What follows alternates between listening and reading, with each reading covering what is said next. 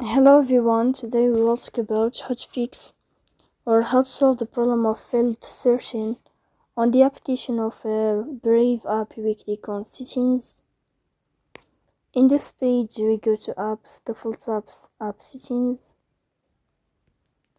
On above you will search about the application of Brave and you will click here.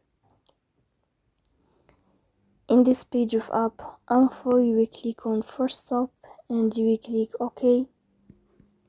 Here you will enter to the window of storage. Then we click on clear cache. But pay attention, don't click clear data because that can delete your account.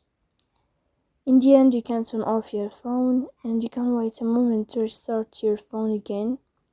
So please don't forget to support us by like and subscribe. See you next time and thank you for your